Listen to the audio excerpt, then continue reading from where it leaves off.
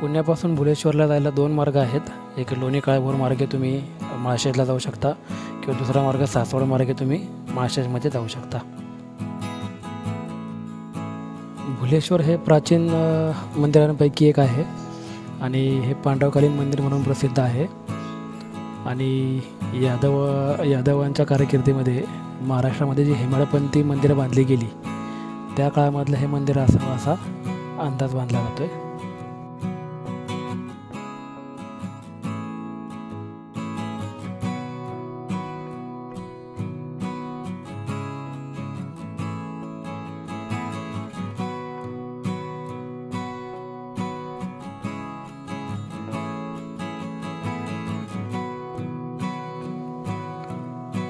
मंदिराच्या जवळ आलो आहे आपण आणि सुरुवातीलाच आपल्याला हा एक बुरुज लागतो. हा दौलत मंगळ किल्ला म्हणून सुद्धा ओळखला जातो. आणि सुरुवातीलाच आपल्याला हे काही जुन्या काळामधले अवशेष पाहायला मिळतात. 1634 मध्ये विजापूरचा सरदार होता मुरार जगदेव, त्यांनी हा किल्ला बांधला असं म्हटलं जातं. त्यानंतर वेळोवेळी इथे बरेचसे आक्रमण झाले आणि मंदिराचा जीर्णोद्धार सुद्धा बऱ्याच वेळा झालेला आहे. बरीचशी तोडफोड झाली मंदिराची, पण अतिशय सुंदर असं मंदिर तुम्हाला पाहायला मिळेल पुढे.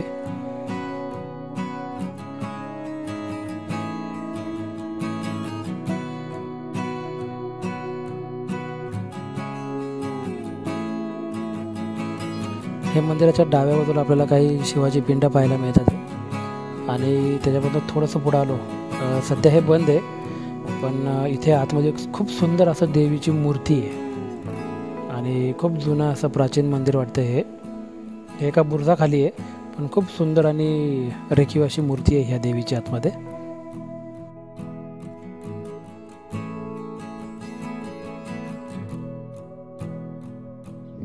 हे समोर जे झाड दिसतंय ना, तिथं आपण देवीचं मंदिर पाहिलं. आणि आता ह्या साईडने आपण आता मुख्य भुलेश्वर महादेवाच्या मंदिराकडे चाललो आहे.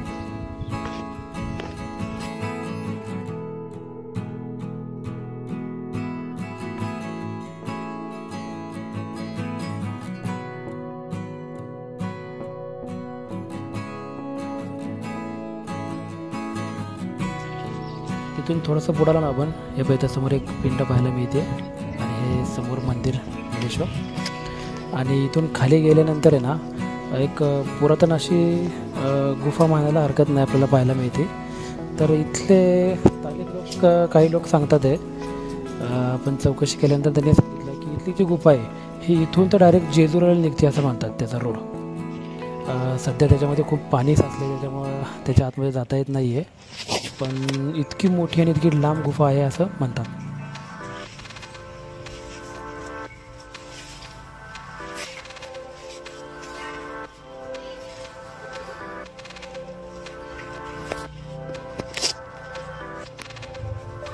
तर चला आपण ही एक गुफा पाहण्याचा प्रयत्न करूयात.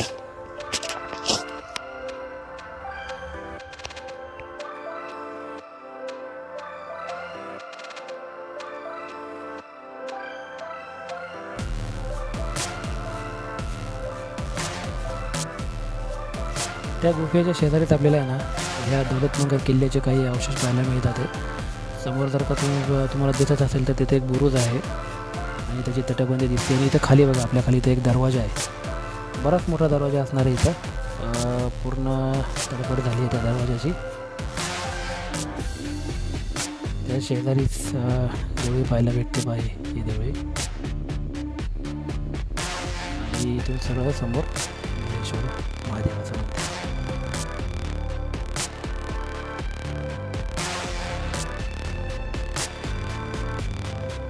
तिथून थोडंसं पुढं आलो ना आपण, त्या पायऱ्या लागतात आणि त्याच्या डाव्या साईडला हे पाहिजे बरीचशी मोठी अशी कमान पाहायला मिळते आपल्याला. तर हे मुख्य दरवाजा असावा आणि साईडला तटबंदी असावी.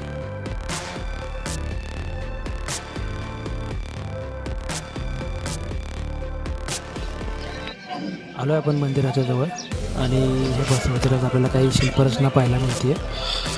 तोडफोड झाली याची सुद्धा, परंतु पायऱ्यांवरतीच आपल्याला ही शिल्प पाहायला मिळतात.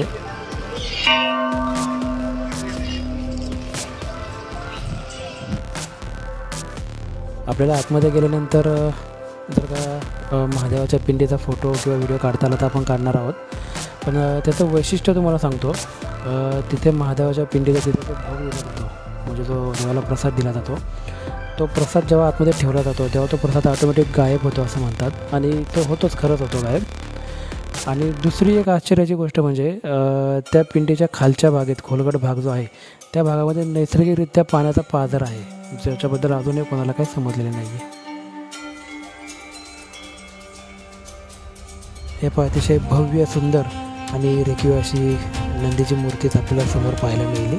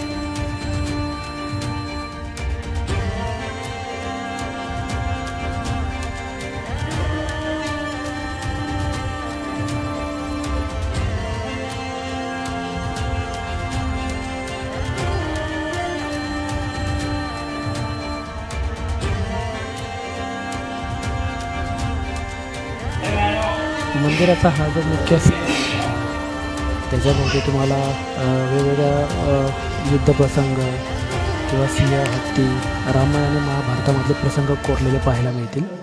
महाभारतामधील काही द्रौपदीचा स्वयंवर किंवा शिरपंजरी भीष्म अशा वेगवेगळे आणि हे असे जिवंत असे मूर्त्या तुम्हाला पाहायला मिळतील.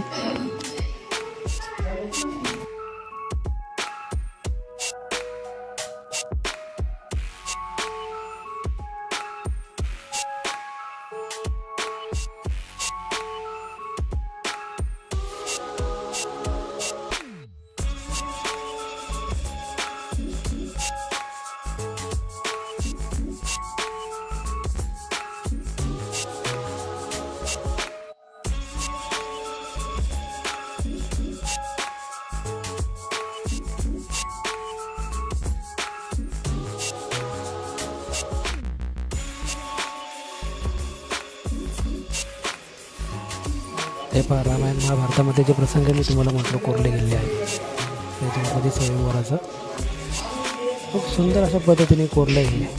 खूप सुंदर मंदिर आहे, अवश्य याला येऊन भेट द्या या मंदिराला.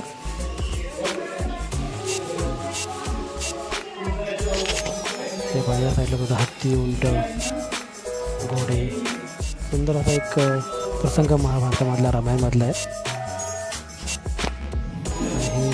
खूप मोठं असं कासवाचं सुद्धा इथं खाली दगडामध्ये कोरलेलं आहे. आणि मंदिराच्या प्रत्येक खांबावरती वेगवेगळ्या देवी देवतांचे मूर्त्या कोरल्यात. हे बघा, गणपती बाप्पाची उभी अशी मूर्ती, अतिशय दुर्मिळ अशी मूर्ती आहे ती.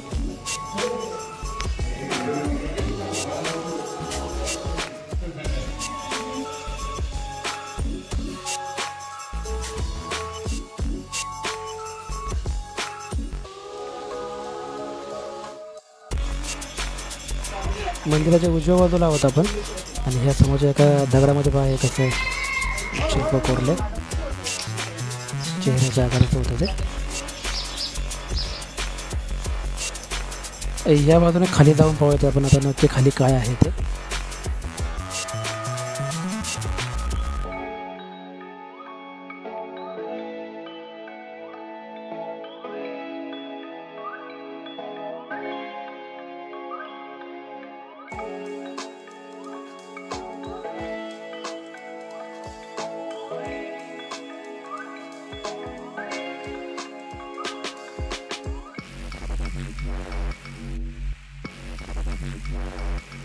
खाली आलो आहे आपण. समोर हे मंदिर तुम्हाला दिसत झाडाच्या पलीकडं. आणि इथं आपल्याला एक तळमजला दिसला खाली जाताना. तर इथं खाली काय येते जाऊन पाहूयात आपण. हे पण खूप पुरातन असं बांधकाम दिसते आपल्याला. एकदा खाली जाऊन पाहूयात. खाली अंधार आहे त्यामुळे बॅटरी लावून पाहूयात आपण खाली नक्की काय येते.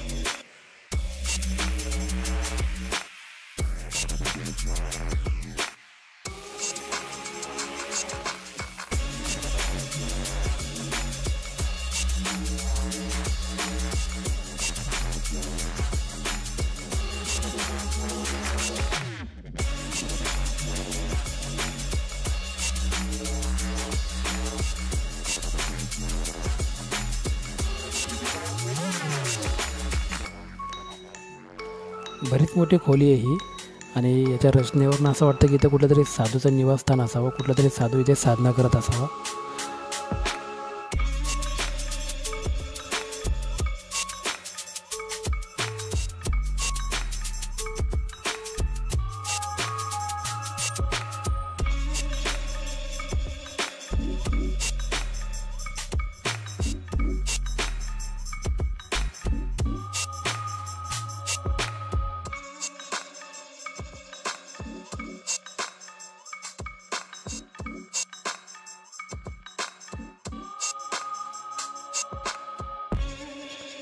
आत्ताच आपण मंदिर पाहिलं आणि त्यानंतर आपण थोडंसं खाली परत चालत आलो आहे. हा महादरवाजा आपण पाहिला होता सुरुवातीलाच. तर त्याच्या जवळ आलो आहे आपण. इथे नीलकंठेश्वर महाराजांचं समाधी ठिकाण ध्यान ठिकाण असं लिहिलं आहे. आणि त्याच्याबरोबर डाव्या बाजूला आपल्याला एक पुरातन गुहा दिसली. तर ही एक पाहूयात आपण कशी आहे ती.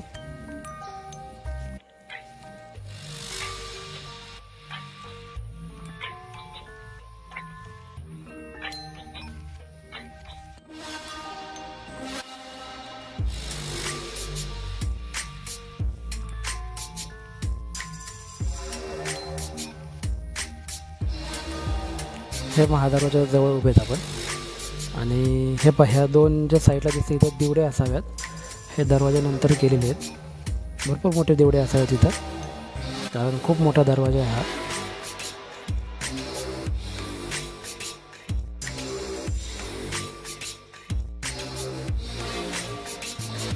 हे पहा इथं ह्या झाडाच्या मागं आहे ना, इथं ते भुलेश्वर महादेवाचं मंदिर आहे. तिथे गेलो होतो आपण. आणि खाली रोडला आलो आहे. तर इथं आपल्याला दोन्ही बाजूला उजव्या बाजूला सुद्धा आणि डाव्या बाजूला सुद्धा काही विहीर पाहायला मिळाले आहेत. 2 विहिरी पुरातन आणि मोठ्या विहिरी आहेत. त्याच्या आधीच तिथं आहे नंदी महाराजाची मूर्ती. इथं पिंड दिसते आपल्याला दगडामध्ये कोरलेली खाली. आणि त्याच्याबरोबर या साईडला आपल्याला विहीर पाहायला भेटली. तर ती पाहूयात आपण.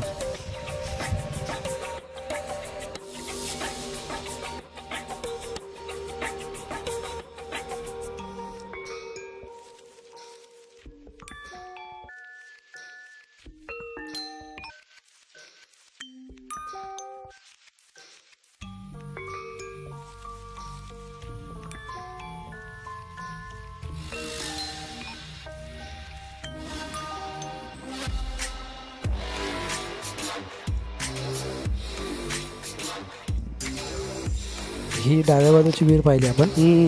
आता अशीच एक विहीर आपल्याला इकडं उजव्या बाजूला पाहायला भेटते. तर ती एक पाहूयात आपण.